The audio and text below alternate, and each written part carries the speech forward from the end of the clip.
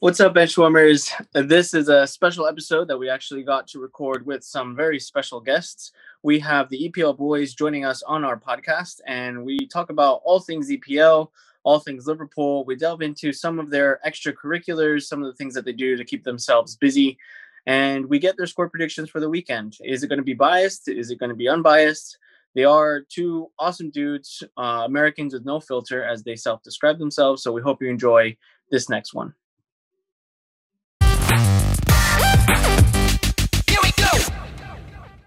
What's up, Benchwarmers? We're joined tonight by some actual very special guests, a budding new podcast on the scene, and we're very glad to have them on our show.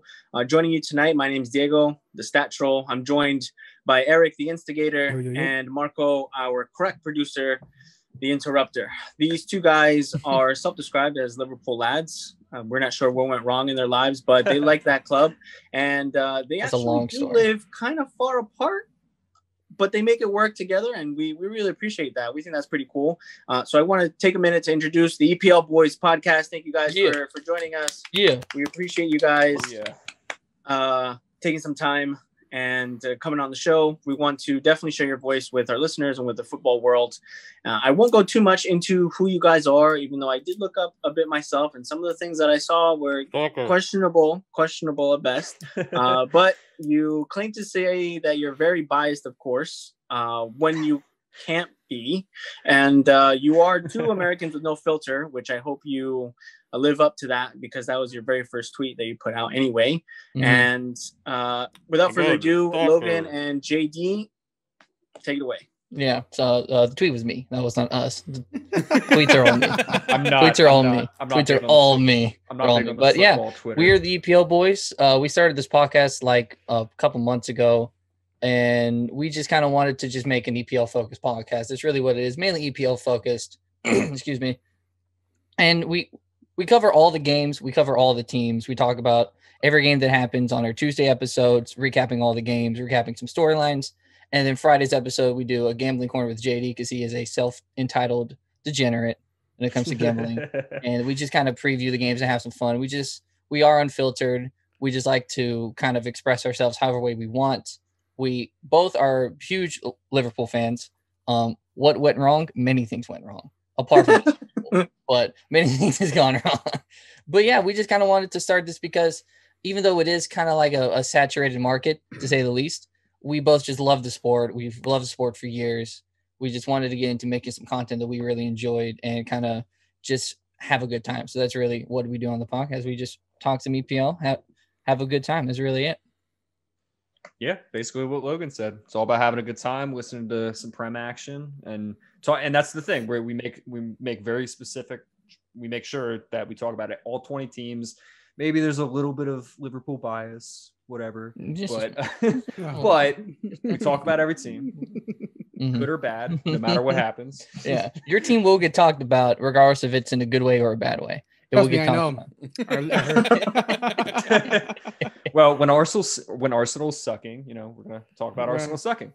When Liverpool's sucking, they just did. Yeah, 2 weeks ago. Our 72 episode, I went fucking in. We were sad. We were very sad. We talked about how shitty Liverpool was. Yeah, that was an episode for the ages. I went on a rant for sure.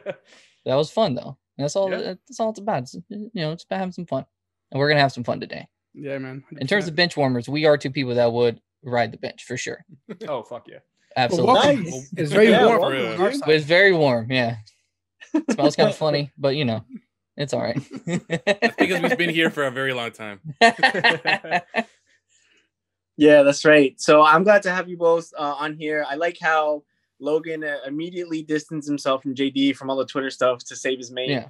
He's like, listen, if there's any bad 100%. Takes, he had to take over the Instagram too. I'm terrible at social media. Yeah, he's bad at social media. I thought I was okay, but I'm not good at social media marketing. I don't know what it is. I'm more the tech guy. Like I do like the mixing and post production stuff. And I'm the funny one, so I'm the good looking one.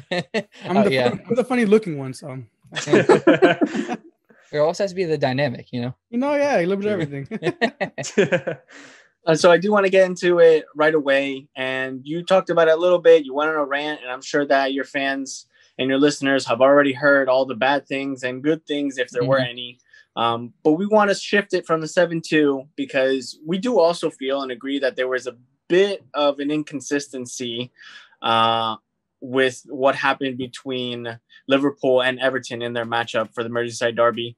What do you guys think about the Pickford challenge? We want to know, tell us how you really feel. You know, do you have plans for a candlelit vigil for Van Dijk like everyone else, or are you going to send out a search party for Pickford? You're going to stake out his house or something like that? You're going to take out his knees? What were your thoughts when that all happened, when that all went down? Other Liverpool fans, please. Van Dijk is not dead. Please stop acting like the man died. Holy shit. It's insane. I saw on Twitter one tweet that was like, we kept a clean sheet today in your memory. And it was like a bunch of black and white pictures of Van Dijk. He's not dead, man. He'll be back. He's fine. The challenge, it's just Pickford is prone to doing this. He's just kind of stupid sometimes. There was no ill intent, of course. Like, I don't think anybody goes out and plays and tries to intentionally hurt people. Of course not. He's just kind of stupid. It should have been a red.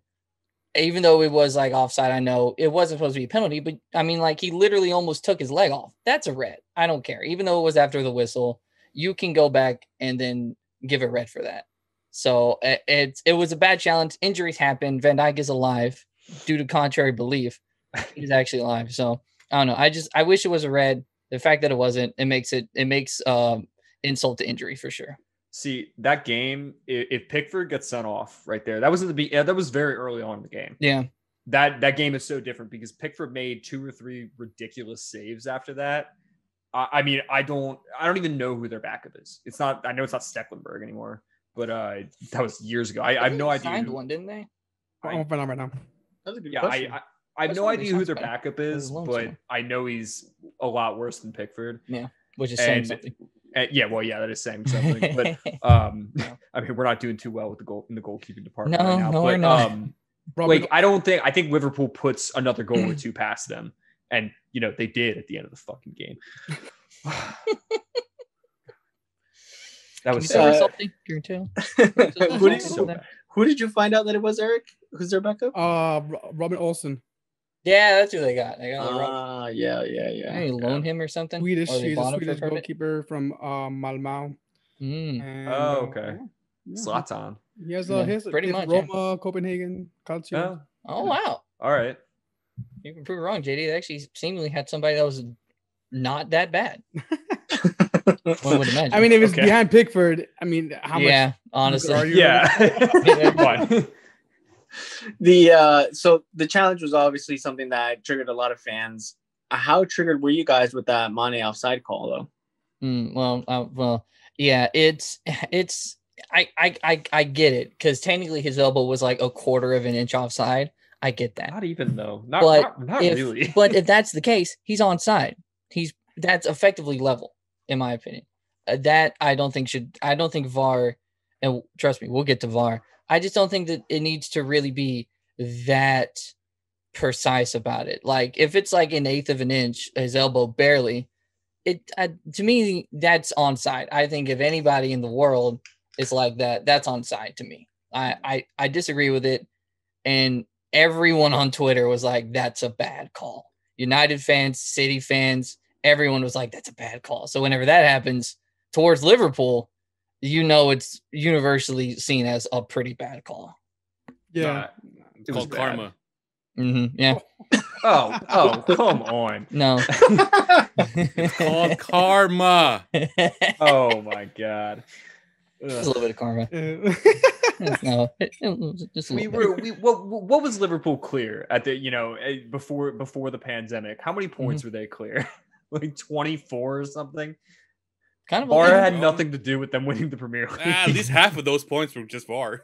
I'm kidding. I was like, if it was a really tight race, I'd give you that one. But no, it wasn't though. It could have been, but VAR was involved. So. Oh yeah. Okay. Oh man, dude, I was watching that game with my brother, who's a huge Liverpool fan. If you go, he's known as Les Smug.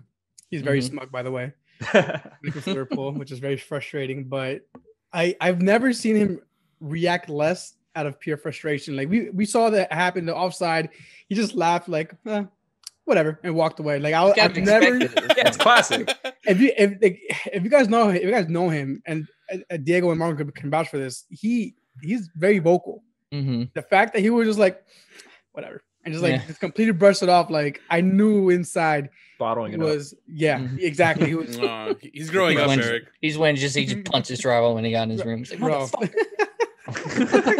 Pulled a Tyler. Just before that, when Liverpool scored, he literally grabbed his dog, picked him up, and was like, go. I'm like, oh my god, this is why I can't watch games with this guy. And then 2 seconds later, that bullshit happens, and he's like, whatever. Yeah, that's fine. No, it's fine. I'm not mad. No, it's okay. It's fine. Hey, we're with you guys. We definitely share the sentiment that it was probably the most BS call that we've seen as far as VAR could come up with, or the officials or whatever. I do actually share your opinion that if it's level, like what advantage is there really? Yep. If they're in line with each other, and for all the people saying that it was like his arm or his elbow or whatever, technically it's not a goal scoring like limb. He can't. It wouldn't count even if he had touched the ball with that. But it's interesting to hear you guys. Like I just wanted to get that out of the way to like hear you guys cry a little bit. You know, just say that you're not hurt and let things out. One of the bigger things though, before we get to VAR, and I saw. Just to keep it moving, I saw you guys had some Logan. I referred to you on social media as a unit, so I'll stick with that. Okay, your take on pay-per-view for the EPL. We spoke about that a little bit, and there was recently the plan revealed that people had to pay per match to be able to view it. There were some leaked numbers that I had found while I was looking this up, actually, so I'm not incorrect, even though it's still a rumor, that apparently only 74 people paid for West Brom Burnley. That's it. That would amount to like maybe like $1,000 at most. What are you guys' thoughts on pay-per-view, on PPV for these EPL matches? Do you think it's a farce? Do you think it's unfair? Is it something that's necessary? Do the clubs really need it? What's your take on that? I will say right now, I'm a big proponent. If you want some good websites, cut the recording. Cut it real quick. Cut it. Cut this out. Cut. Okay, cut go. This out. Oh my god, we did the episode we talked about this. I was just like, all right. I just got an email from the FBI. You just hear it. No, but with pay-per-view, I get it. I understand the clubs are hurting financially. When you take it into perspective, they are hurting financially with no fans in the stadium. But £15 to watch a match so that much money is only going to be watched maybe by the people from those two cities, like in Newcastle versus Burnley. I don't remember what it was the first weekend they did it, but NBC Sports actually did it the right way, and I know it didn't come off that way. The NBC Sports Gold, it was like $50 for the season. That sounds like what the hell? Like, why are you charging us for this? Then you could just show it on TV. But really, if you think about it, $50 for the season to watch every game, that's not bad. That's pretty fair. And I think the Premier League could have done something more along those lines, even if it was £100 for the season. That sounds, when you break it down with how many games you have access to, and then if you don't have a cable subscription, that's helpful. That makes it more cost effective. So maybe if they did something like that, not a per game basis, but that's my thought on it. Mm-hmm. Yeah. I agree with JD, and it also came at such a terrible time. You know what I mean? Like it was. I think we described it as just like a immaculate lack of just realization of the climate, just like no self-awareness of what's going on. Just being like £15. £15? That's like $20. That's like $20 US. That's so much money to watch West Brom and Burnley. Yeah, no. That's an awful game. And the fact that only 74 people did it, I think is going to show a message. Because usually in like the first week numbers, they're kind of high and then they actually get like a little bit lower in terms of stuff like that, like streaming services, like new streaming services. So it's probably going to get lower. And I think I quote on Twitter, it was like £1,106, which is like fucking nothing. It's like barely anything. It was just such a just such a dumb decision to do that at the time that they did it at. And it's a lot of money, and it's just them trying to recuperate any amount of money. And I get, just like JD said, when you take perspective into it, yes, the clubs are less set financially than what they normally would be, but still, that's asking a lot out of your fans who might be unemployed, who might be going through a time where they are struggling to make ends meet. You know what I mean? It's such a lack of self-awareness to implement that in this time. I remember, Eric, you had a similar sentiment about Peacock when Peacock rolled out its Peacock Premium, right? Yeah, man. It was just like it's a big slap in the face to all the fans, honestly, the way I look at it. And on top of that, you're losing all the neutrals. I'm not going to tune in to watch Brighton versus Burnley. I'm sorry. I mean, as much as this season is spectacular to watch right now, it is still an open race. I'm not going to pay $20 or 15 pounds to watch a game, watch that kind of game. So the neutral fan at this point is essentially gone. Yeah, effectively. So, I mean, Peacock, I would agree with more than pay-per-view. Just because if they put all the games on Peacock, again, it's all the games on Peacock. Peacock also has other stuff, like they have TV shows and movies. Exactly. Yeah. So I get that. I mean, I pay for Comcast Xfinity, so I actually got Peacock Premium for free. So I don't have a horse in this race. I have no opinion on this because I got it. My man is gloating, man. He's showing No. I'm saying I have no opinion on it because I got it included. So I have no opinion on it. Don't at me. I pay for it separately, and I actually do like it. I actually think it has a lot of good movies and they have good shows. Too, so yeah, they do have good shows. I will say that. So it's not paying for nothing. Not promoting them, but just if you have it already, just you have it already. It is what it is. It is what it is. It is what it is. It is what it is. Yeah. The one of the biggest things that I did want to kind of deviate on is just some info about you guys, kind of like to switch gears, switch lanes. So you guys actually don't live near each other, right? No. I live in Florida. JD lives in Pennsylvania. We have never met each other. Never met. So how did you guys find one another? Like, were you like on some like shady Craigslist or Reddit forum? Yes. It was farmers. www.lemonparty.org. No, farmers only. Yeah. I'm dead. I'm dead that you actually know that website. Diego will be the person to tell you that. I would tell everybody to go to that stupid website. They get so mad at me. I'm so funny that you mentioned that. Oh my God. So what happened was we've been fans of a friend of ours, Kevin's podcast, the Lads Podcast. We've been on it a couple of times. Kevin's an awesome guy. Kevin and Martin are hilarious. They're friends of us. We've known Kevin for a couple years now. JD and Kevin have met and got drunk off their asses together. Very drunk with Kevin. That story is impeccable. So what happened was I started the Discord channel for them almost 3 years ago now at this point.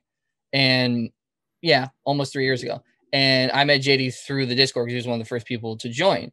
And then me and JD have been kind of friends ever since we met on that Discord channel that I started for Kevin. And ever since then, I've been wanting to do a podcast. JD's been wanting to do a podcast. I just DM'd him one day and I was like, dude, would you be interested in starting a podcast? And he was like, fuck yes. Dang, so you slid into his DMs? Yeah, I did. I slid right in. I slipped and slid right in. Mm-hmm. I have a quick question though. Are you guys from Lads? What fans are they? Because I feel like they have an anti-Arsenal agenda. No, Kevin is an Arsenal fan, and Martin is a Man United fan. Yes. Wow, very unbiased. Because I see them like every time I look at their post, I'm like, it just stings a little more and more every time. Just today's post. Did you see today's post? Exactly. I was like, I was hurting. I'm like, Kevin is a very like he definitely is. He hates himself. Yeah, for being an Arsenal fan. Very much so. He hates to love Arsenal. His Arsenal fandom is very self-destructive in a way. So it comes out on social media.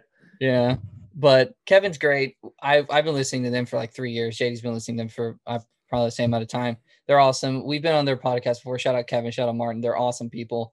And yeah, we kind of met because basically, TLDR, Kevin was too lazy to make his own Discord. He asked me to do it for him. I created it, and then me and JD met. And now here we are. Oh, there's a soundbite, boys. There it is. Boom, bam, bam. Lads, too lazy. Yeah. Kevin just admitted it. He was like, I just didn't want to do it. And he DM'd me. Listen, because Eric, if you want to sting him back, Eric, we just gotta put this up real quick. This is a soundbite for the promotion of this podcast. Yeah, there you go. I'm gonna tag him. I literally DM'd Kevin on Twitter asking him if there was one for like it was for like the fantasy Premier League that they started. And I was like, is there like a group chat that we can all talk shit for one another? And he was like, no. And I was like, I was like, do you know how to make a Discord channel? Or like I just like half-heartedly was like, I can make it for you if you want. And he was like, yeah, fuck it, do it. I was like, all right, I guess I'm doing this now. So but yeah, here we are. So yeah, it was a fucking crazy story. Me and JD have never met. One of these days, once fans are back, we're gonna go see a Liverpool game, and then probably a couple other like championship teams, like smaller teams around Merseyside and stuff like that. See, that's the dream. I've already seen a Liverpool game. Mm-hmm. Logan, you remember what Liverpool game I've been to? Yes, I was at Jurgen Klopp's first. Yeah, Jurgen Klopp's first game in charge of Liverpool, away at Tottenham at White Hart Lane. Yeah, that's crazy. But yeah, one of these days, once JD finally hits on like a 25 leg parlay where he wins 10 grand off of a $5 bet, that's gonna happen because that's just gonna happen. It's just gonna happen at some point. That's whenever it'll happen. That's whenever we'll we'll take our girlfriends. We'll force them to be Liverpool fans. It'll be a fun time. If you love degenerative gambling, and I mean that by I put like $2 bets on 15 leg parlays that could win $3 grand. EPL Boys. EPL Boys. That's not a bad idea, man. That's not a bad idea. Yeah, you're giving me some ideas right now. It'll hit sometime. Every Friday episode, JD's Gambling Corner, he goes into at least one or two parlays where he just there's one what was the one odds that you did on the last one? It was like 300,000 odds to win or some shit. Oh wait, hold on. Let me check here. Yeah, bring that back up. Could you bet on like all the Europa League games or like all the Champions League games? No, today I bet on all the Europa League games. I could have won $2 grand. I hit 12 of 15 legs. I literally hit 12 of 15. Yeah. I was so mad. But what was the winnings for that? So winnings for that would have been, I think, $2,100 from a $1 bet. I'm gonna have to add you to my gambling chat. I'm gonna have to, I'm gonna have to get the information for that Discord channel and that fantasy team, so that fantasy league, so I can join you guys, man. Yeah, no, the parlays I have for this weekend, I got a 6-leg. It's Man City, Crystal Palace, Liverpool, Everton, Brighton, and Tottenham all winning. I put $5 to win 150, which is, I mean, the way these teams are playing, like I couldn't believe Everton, Southampton. Everton has positive odds. It's nuts.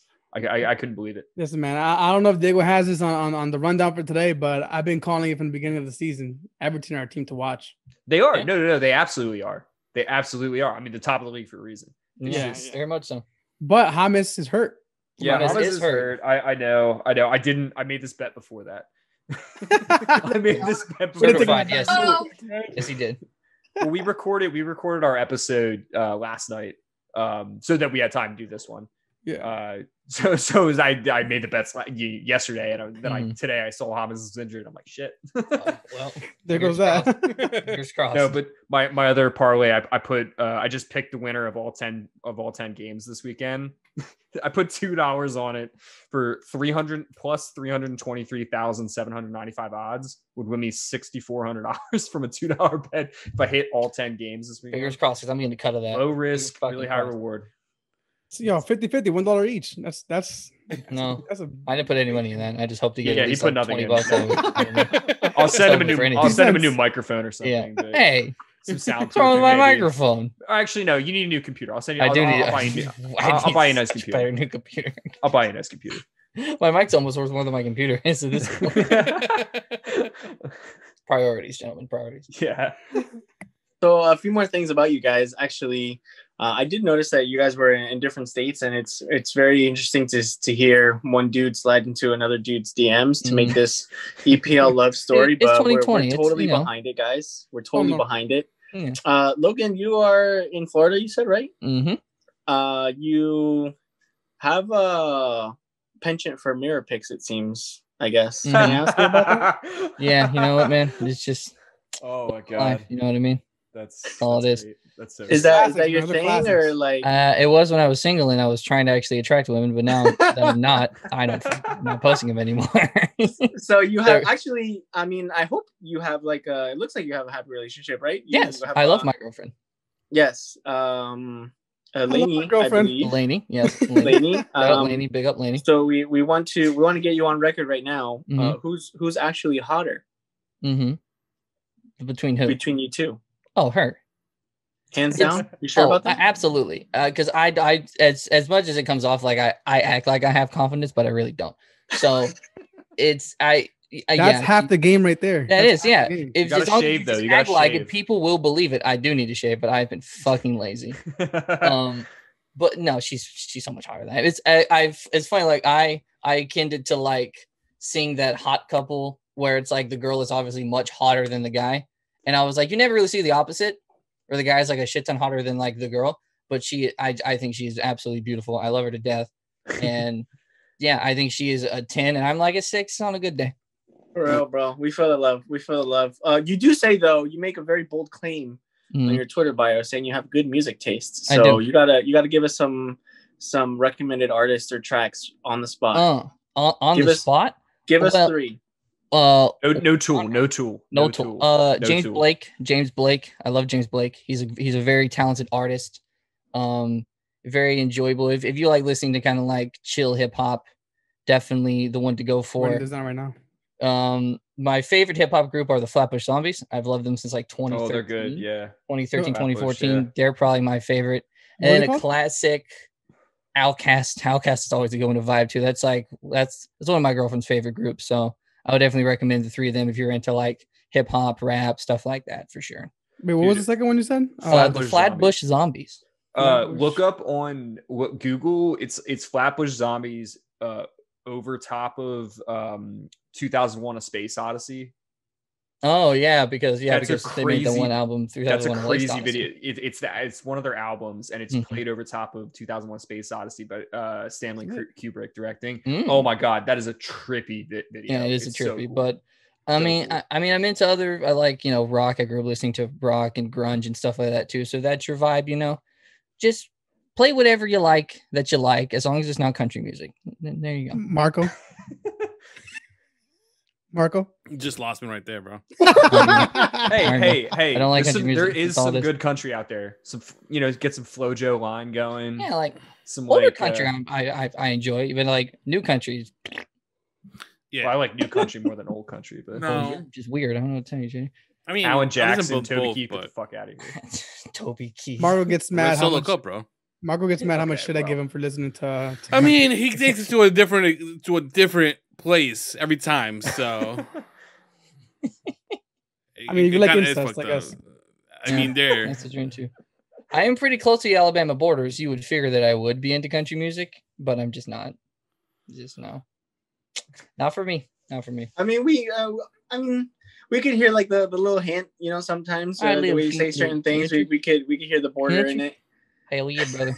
Raise hell, praise Dale. You guys are all from New Jersey, right? Yes. Yeah. So well, okay. So I'm from PA. I mean, the New Jersey, PA, Maryland. That was a big scene for the pop punk like emo scene. I'm sure. Ask you about music. You guys remember? That's what I still listen to. The pop punk, the All Time Low, the Blink-182. What do you listen to right now? Like, what's your go to right now? My go to right now, I got really into the European like indie rock, like the Academic is an amazing band. Oh my god, the Academic, they're so good. But like Two Door Cinema Club is amazing. 1975. There's a band that I went to high school with that is based in Philly, and they've done like European tours. They're an indie, like a hipster indie rock band called The Districts. They're amazing. Like I graduated high school with them, but I'm not just saying that. They're actually amazing. Like look them up. They're so good. So I looked one up actually. I have a little preview though. So let me know what you guys think. Mm-hmm. Let me see.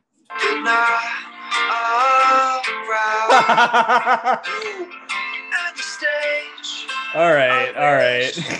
It's on Spotify. And free promotion right now, man. It is on Spotify. So, and this was before it was easy to get on Spotify. Now you can just put anything on Spotify. This is like 4 years ago. It sounds worse coming through here, but. Oh, The Strangers, bro. I was vibing to Strangers, man. I wrote that when I was living in London for a semester for my study abroad in college. I wrote that, and but that is. Wait, I had a whole album. I recorded a whole album, and only like that song. Wait, so that's you? Yeah, that was that's your boy JD from like 4 years ago. It's awesome. I didn't know about that. What instruments do you play? Again, I said stalker. Yeah. Geez. All right. Look at me up. But no, I play guitar. I play guitar, sing. I play piano. I started on drums. I played bass in a band in high school, but that's the same thing as guitar, basically. It's awesome, man. Played French horn and you see, we want to highlight your abilities, but Marco doesn't appreciate that. No, I do. Talking to him, dude. I do. Everything's talking to him. You can't do your homework here. Marco just interrupts the troll. Yeah, he does. But moving over to JP, where Logan is to mirrors, you are to beer, I guess. Yes. Right? Yes. Oh, you didn't find my Natty Light page, did you? No, that's great. I need this promoted the fuck out. I mean, I need 100 followers. I can't get my Natty hands on a Ice Frat Star, page? so the Frat Star Brewing Company. Okay, that's different. I can't get my hands on a Frat Star or a Natty Mosa, dude. I'm kind of upset, bro. Dude, I got some great ideas. Natural Light, please sponsor me. It's my favorite company. Oh my god, it's always. Yeah. I would you have a lot of photos with drafts. Looks like you're pretty knowledgeable about beer, which is pretty cool. A few keg photos in there, some very questionable stuff. But tell us a little bit more about your beer affinity, I guess. Well, I was in a fraternity in college, so usually it goes hand in hand. I was in that frat, the one where we order 2 kegs for the night and just have a house party. I mean, I went to a small liberal arts college. I'm not saying it was crazy parties, but we did the best we could do. Nice. And so I got an affinity for, shitty, cheap beer. And I still have that affinity because I don't make that much money in my job. So if I can spend less money on beer, but still enjoy it, I'm happy. Nice. And Natural Light it just tastes good. I don't know what it is. Is that your go-to beer for anybody who's listening? Definitely. It's refreshing. It's hydrating almost. It tastes like water. Is an understatement. It tastes like water. I was saying right now. Yeah, it tastes like water, but in a good way. It's hydrating. I have to ask you this because one of our boys who listens, I troll him all the time because he'll show up to like our family events, like our family parties, with a case of Coors Light. Yo, Coors Light is underrated. So yeah, he's a huge Coors Light guy, but this is what he does. He comes with a case of Coors Light and goes into the cooler and takes out a Modelo. Oh, so he just brings the shitty beer. Yeah, okay. Yeah. But when we go out, he drinks a Coors Light everywhere we go. Coors Light is an underrated beer. It has the flavor. It has a weird flavor that is different than other cheap beer. And I can see why people might not like it, but I do enjoy that. I will order a Coors Light out because most bars don't have Natty Light on tap. That'd be actually interesting if they did, but at least around me anyway. But no, Coors Light is a solid beer. You do actually have on tap. It's called the water fountain. Yeah, but guess what? The water fountain don't get me drunk. I guess not. Probably would. You haven't drank water in 6 years. So I drink a lot of water actually. I only drink water and beer. Only drink water and beer. Yeah, that's good. Healthy lifestyle there. Yeah. Yeah, 100%. So JD, I guess the Natty Light and all the beer loving isn't for lack of love because you also have a very happy relationship, I presume, with Aaron, if I'm not mistaken. Oh, Aaron. And big up Aaron. Let's see. Could you tell us, unless this is something you don't want to mention, can you tell us more about what Life of Carl is? Wow, what's Life of Carl? So, before you go, ever seen the Hot Ones, the YouTube video? He's our Hot Ones. Yeah. Okay. No, I'm all here for it. This is funny. Yeah. It's like a Nardwuar interview. So the Life of Carl, that was, so I have a really good friend. I'll get him to watch this. This will be funny. He's a coder. Like he's like a computer tech guy. I forget what company he works for. He works for a pretty big company, I think. I don't know. He does like computer programming and stuff. And he's really into like app building. And he hit me up right after I graduated college to like help him market this app he was doing. It's like a game, like one of those like a toilet game, like a game you're gonna play when you're taking a shit. Like, and it's like I forgot what it's called. It's kind of like Flappy Bird, but going up instead of over. And Flappy it's still, Bird. I think you can still play it. I think it's still live, but it's a really cool game actually. But that's what it was called, and I tried to promote the shit out of it. Didn't really work. We got ads, but didn't work out for us. Yeah, I thought it was pretty cool though. I thought it was actually something that you had ventured in yourself. I was like, damn, this guy writes music, plays music, makes apps. Now he has a podcast. He's got it all. What the hell does Logan do with his time? Fucking nothing. Yeah, cry. I don't know. He's got a cat. Yeah, we do have a cat. That's about it, really. I'm not belittling your work, Logan. It takes a lot to be the face of social media, and I'm really proud of you for doing a face reveal too, man. Because that was awesome. Big of me. It's big. Very big of you, Logan. Yeah, thank you. Pat myself on the back too much, but so either way, I think you guys are two awesome dudes. Some of the things that you guys do, honestly, you're very fun to hear. And some of the things that we want to hear from you now is what is your, let's say, what is your take as PG? You can put in some swear words in there. What's your take on VAR so far in the Premier League? I got this. VAR sucks because the referee hold my beer. that administrate it suck. That's the problem.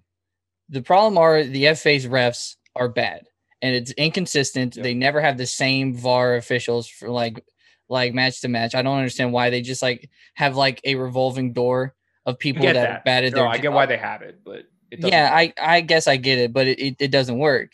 I just wish that it was just like a consistent group of like 2 or 3 people that were just in a hub.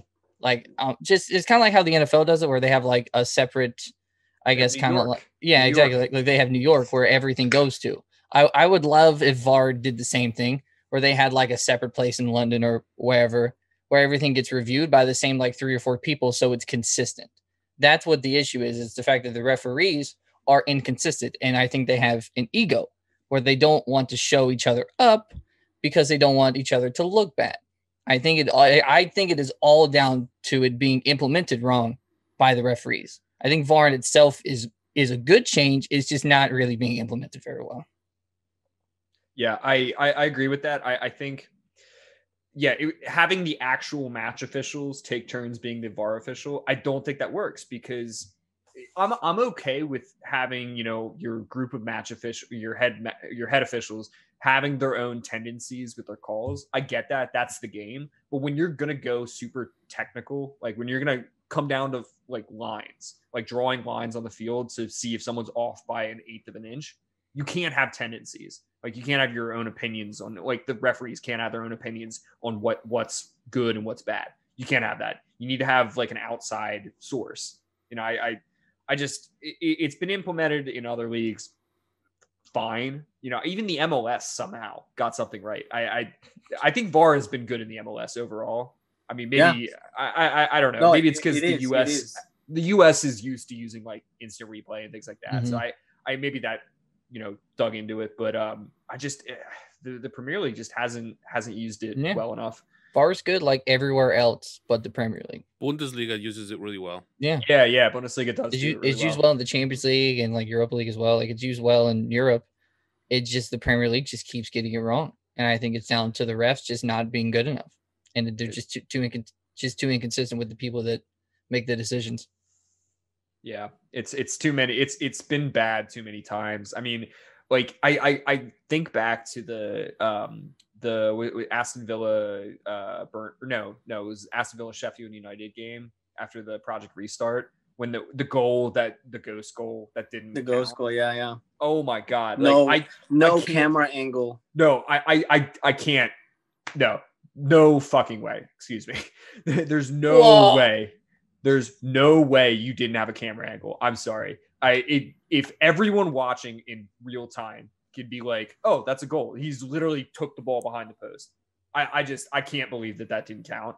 And why is VAR not getting involved there? If that's a set, print like part of VAR, like they can't get involved with goal line technology, change it, because I don't care if this was the first time in 9,000 instances, it'll happen again. Mm-hmm. Even if it's 9,000 times later, it's still going to be the wrong call, and you're going to piss a lot of people off.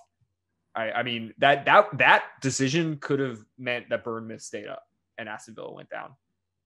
Yeah, in retrospect, it could have. And also, and there's another angle. If you say that you don't have a camera angle, why don't you have a camera angle? Yeah, exactly. That also is like, why not? Like, why do you not have a camera angle of this? The amount of money in the Premier League. Yeah. No, you should have a camera angle. There's no way. Pay-per-view now. Come on. Get a camera angle. Yeah, exactly. People are actually paying for this. Imagine paying for that and then that shit happens. Yeah. Yeah. Imagine paying $15 for that. Oh my God. 15 pounds, excuse me. 50 pounds, $20 basically. $20. Yep. Ugh. Or you go to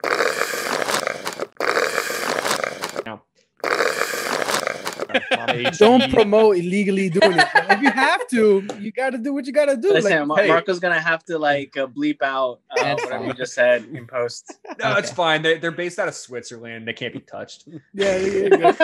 So like as we say, it is what it is. It is what it is. If we don't watch it, somebody else is going to. Yeah. I mean. Yeah, that's right. You mentioned MLS and VAR, and switching over to the American scene. I know you guys just recently did a little bit about this, so we wanted to get your thoughts on here as well, so you could share with our listeners. How do you guys feel about the chances for the U.S. men's national team in not just this upcoming World Cup? I think it's fair to say that the sights or the target should be moved to further because they have a good crop to build from. So what are your takes? What are your aspirations for the U.S. men's national team? I think it looks really good. The amount of talent coming out of especially Germany with American youth. You look at Tyler Adams, Weston McKennie, Josh Sargent, even Gio Reyna, obviously Christian Pulisic. All those, they're all German academy products, but they came from the U.S. So it's looking so good that they're already all playing regularly for top European teams. I mean, Josh Sargent for Bremen, but that's still that's a good team. Like that's better than any MLS team. Yeah. If I'm being brutally honest. And then you look at even the MLS is producing young talent. Like I'm a big Philly Union fan. Brendan Aronson just got confirmed going to Salzburg in January for like $6 million, rising to $9 million with like attainable add-ons. That's amazing. That's incredible. And he is an amazing player. He's like 19. I hope he's going to be part of the U.S. men's national team future going forward. And then they have Mark McKenzie. But I just, man, 2026 on home soil, all these guys are going to be. It's coming home, boys. Zach Steffen. Yeah, it's coming home. Zach Steffen is going to be entering his prime, because goalkeepers, live forever. But all those guys, they're all going to be in their like 26, 27, 28. Mm-hmm.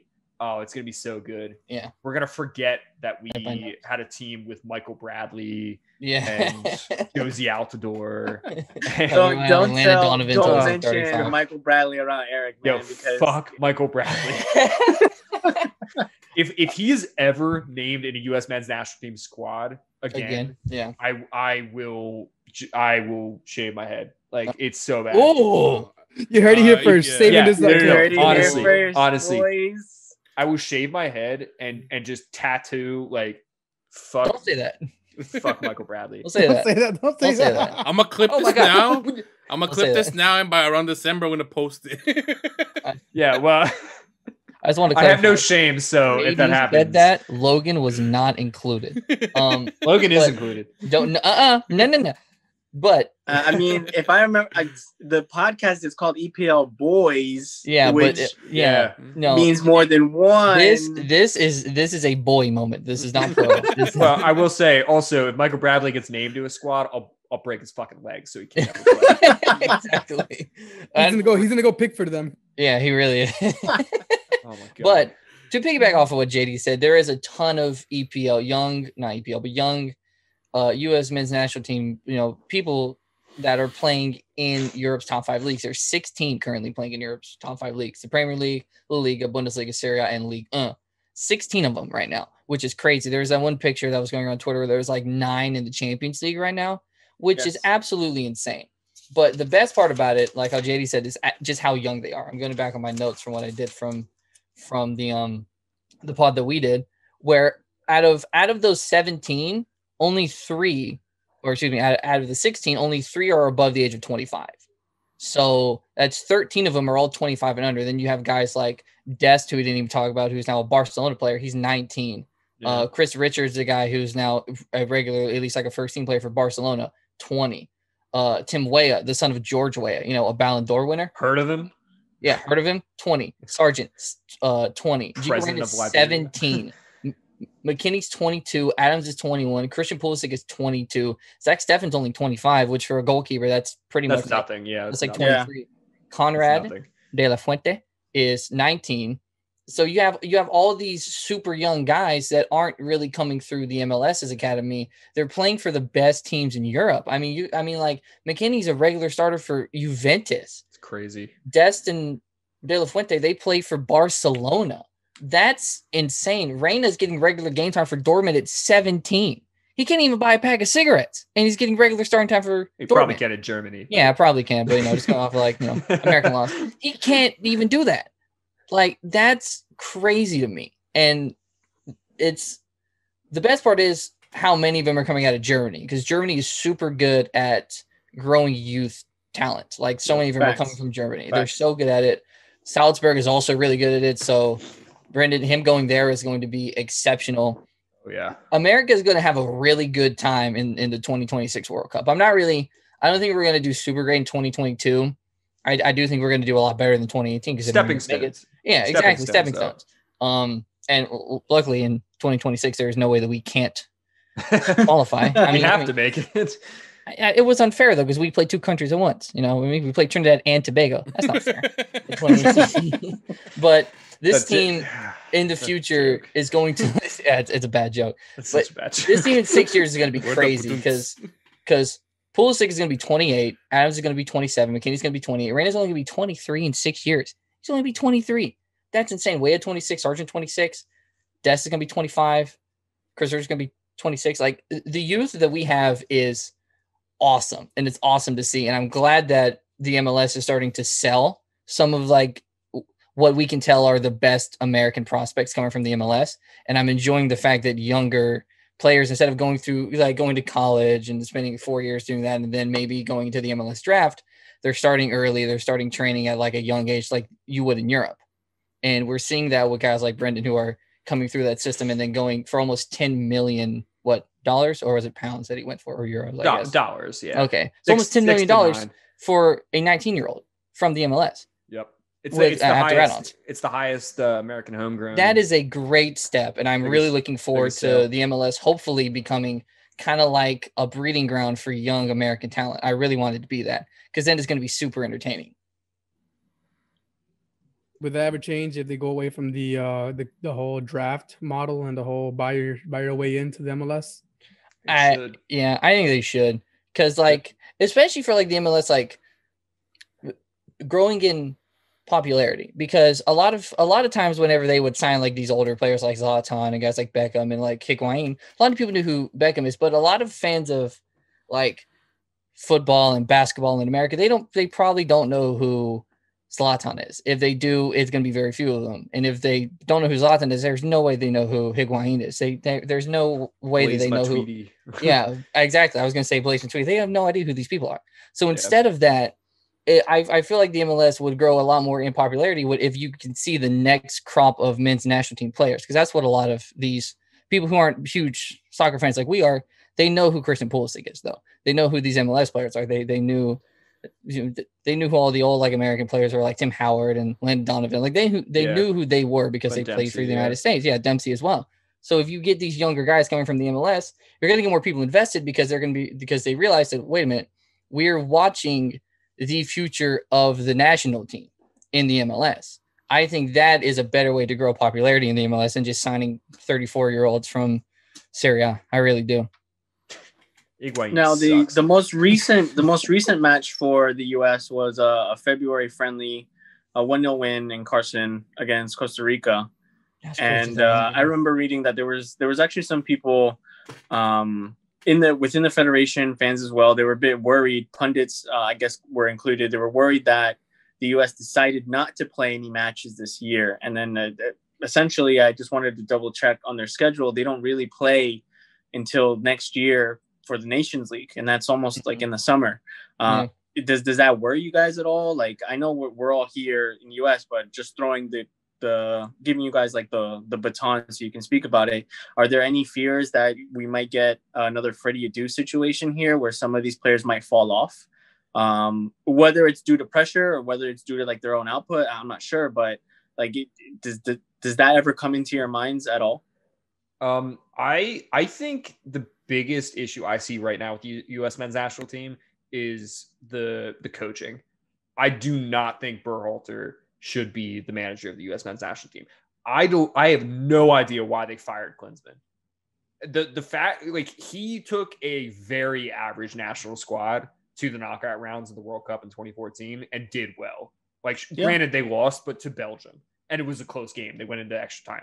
I don't know why he was let go. I really don't. And Bruce Arena was a horrible hire. Trinidad and Tobago. And Michael Bradley. I have nothing else to say about that.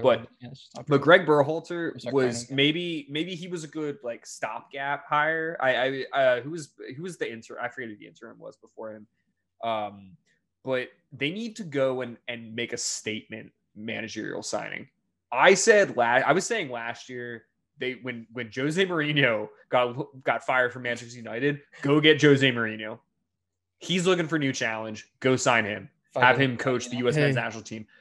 He would turn the U.S. men's national team into a ridiculously good team. What do you guys say about Arsene? Arsene Wenger, or I'm sure Laurent Blanc is looking for a fucking job. Like I doubt they could get Max Allegri, but or like Poch. Like there's no way they can get Poch. But I don't know. They need to make a statement managerial signing. Greg Berhalter is not it. He is not it. There's no way he can relate to coaching these superstar young players from Europe. There's no way. They need to get someone that has done that before, has had these young talents from like a top European club team. You can't have this MLS coach. I'm not putting down Berhalter. It's just he has no experience coaching a Christian Pulisic or a Weston McKennie at Juventus, like or a Tyler Adams at Leipzig. Like there's no way he can have an influence on that as a group. And it's not the players. It's not their fault. It's just they're used to a higher level, and he's not it. I agree. I don't really know who they would get instead of Berhalter, but yeah, I think if we're looking towards the future, like 2022 and 2026 and beyond, I don't really think he's the guy. And there's probably some good young managers in the MLS that they might want to look at, right, JD? Because I admittedly I don't follow the MLS too much. Well, some people, I mean, this might be a little left field, but Jesse Marsch is very highly regarded. Yes, Jesse Marsch, yes. And even though he looks to be very, very comfortable in his Salzburg job, I think they played out to a draw today, unfortunately, but they were leading. He's regarded as pretty much like I don't know if it's a stretch, but like an American mastermind as far as like managers go. I think that'd be a good shout. Actually, it'd be a good challenge for him too, and he would understand how to manage and develop all those young players because he's actually coached a lot of them. Yeah, absolutely. Through the Red Bulls Association. I think that'd be a good shout. Yeah. I think that'd be a good shout. But you guys are called the EPL Boys, so I wanted to end this on some Premier League predictions in lieu of our typical episode. We do want to feature a little bit with you guys and do it together with you guys, which I think would be a bit fun. So you are missing Alisson, you are missing Van Dijk, RIP, and it looks like so far Fabinho and Gomez are going to have to do for you guys. You have a pretty simple on paper matchup against Sheffield United this weekend.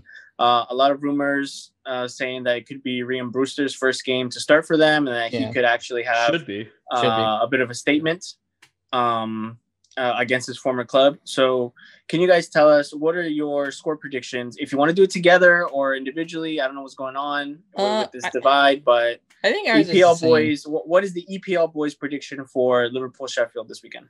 I think we both said 3-1, right? Liverpool. I thought I said obviously. 4. I thought I said 4-0. You probably did because you. I was like, this is a lot more confident than I am because I hate Adrian. I can't stand him. So I just think that we're probably gonna concede at least one goal. But Mane and Firmino and Salah they're all in form. They're all back. They're all healthy. Thiago should be back in that game as well. Our back line, and even though Van Dijk is dead and gone, may he rest in peace. I do think Fabinho is actually a really good center back. It's their second best center back. honestly, at this point, he probably is. He put in such a great shift against Ajax in the Champions League. He was exceptional. He never puts a foot wrong in terms of tackling, which is kind of like anti-Van Dijk because Van Dijk just doesn't tackle because he doesn't need to.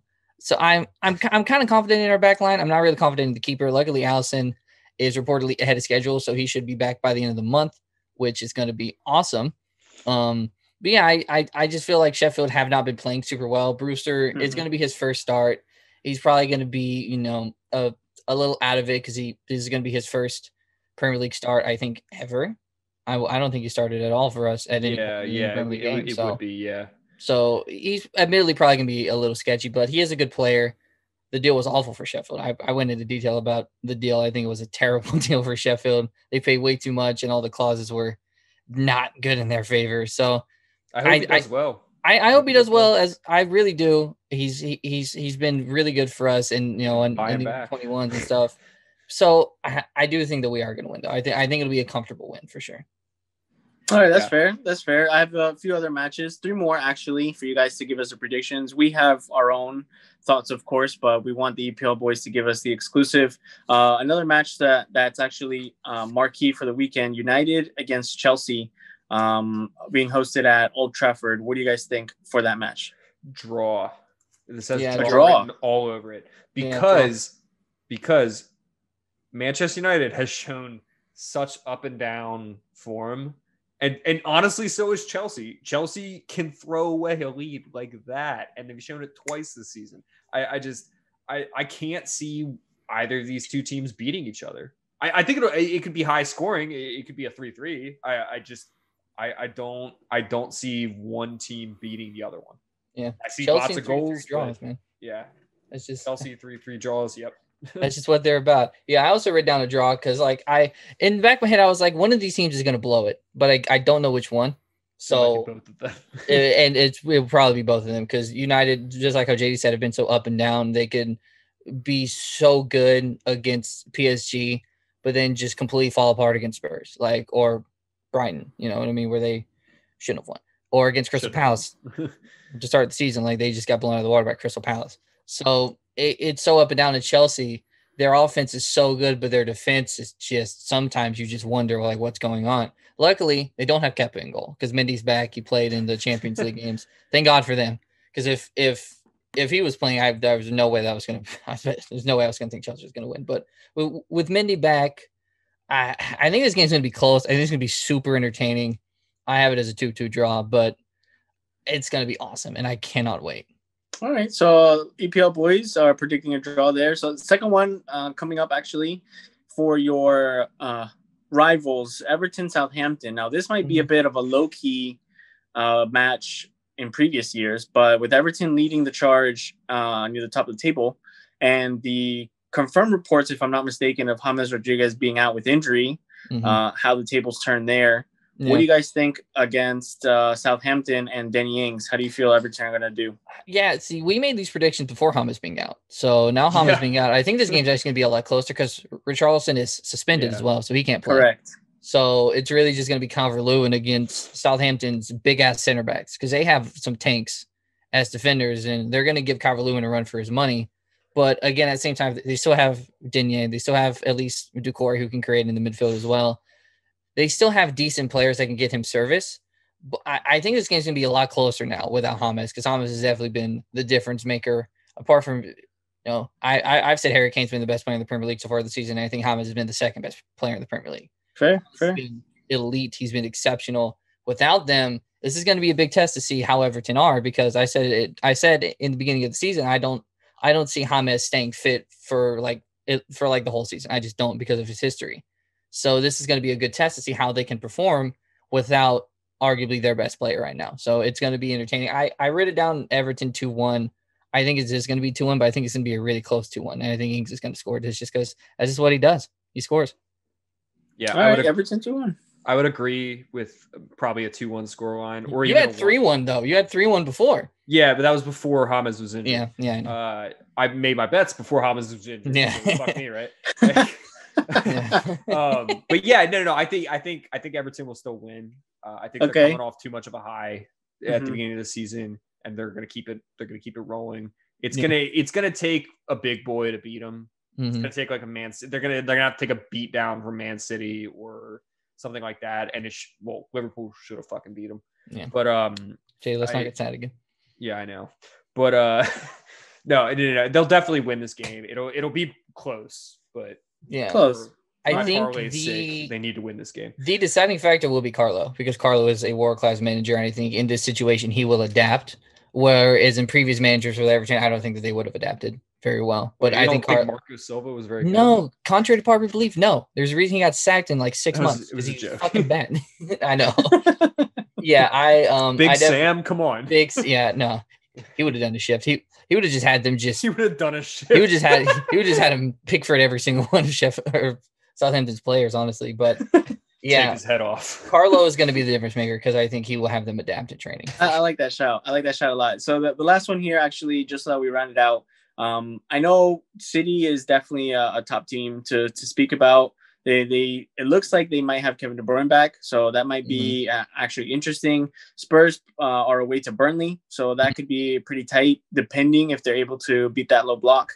But the last one here is Arsenal hosting Leicester City over at the Emirates. How do you guys feel this one's going to go? That's going to be a fun game. It's going to be a very fun game to watch. Yeah, it was. We kind of had caveats because we didn't know if Jamie Vardy or Maddison are going to play, and I still don't really know off the top of my head. It looks like Vardy probably isn't, but Maddison did feature and he scored today.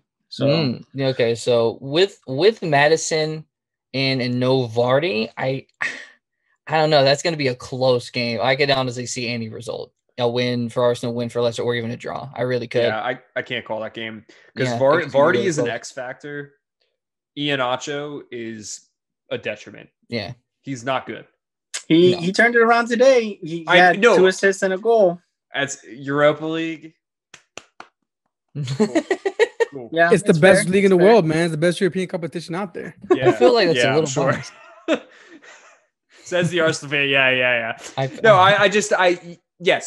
That is a high level of play. Whatever. You're playing like a fucking Wi-Fi password or something.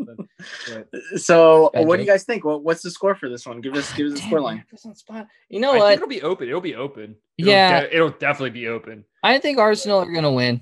I do. I think without Vardy, I think with just Maddison, I think Arsenal can pull out like a 2-1 victory. I do. I have confidence in them. I might go 2-2. I never bet on draws, but fuck it, 2-2.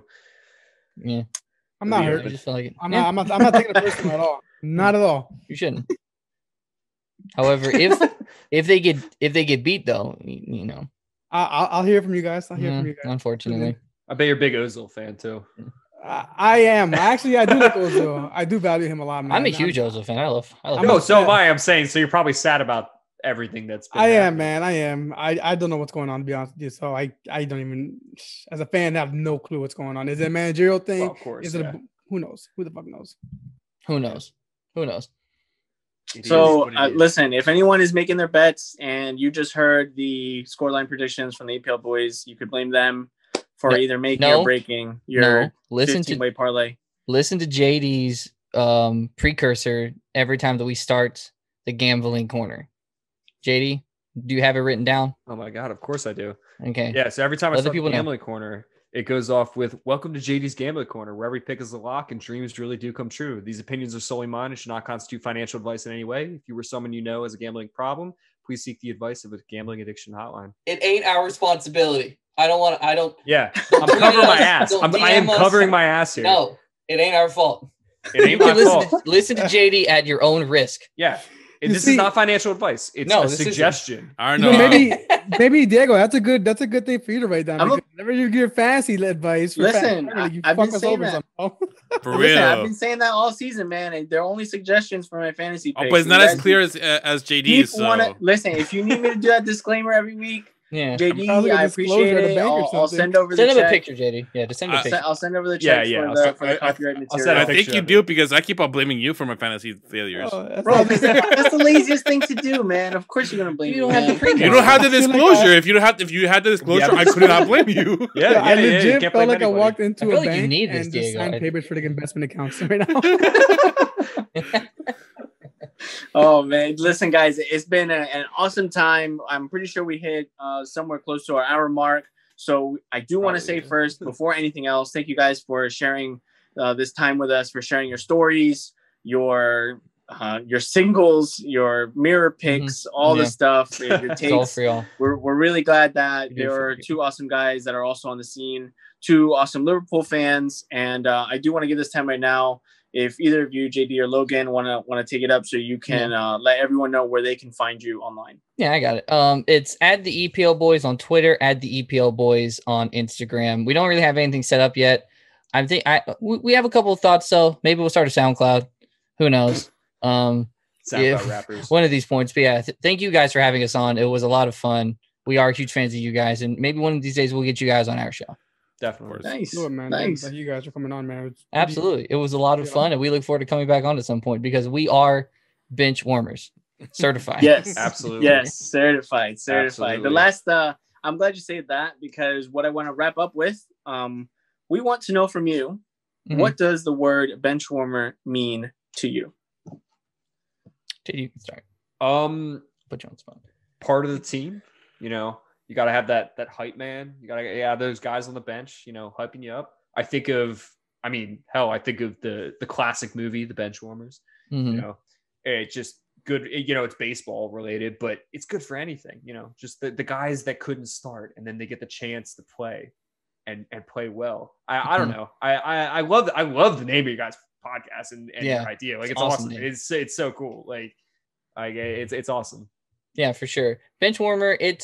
Again, just like what Jay said, it's part of the team. Like you still matter, even though you're not in the spotlight. You're more low key, but behind the scenes, everyone on the team knows that your role is just as important almost as anybody else's. So it's having that grit, having that determination to, even though you're not in the spotlight, to still give 110% when your number is called. What's the fun of being successful if no one's right there to congratulate you right after you hit it? Yeah.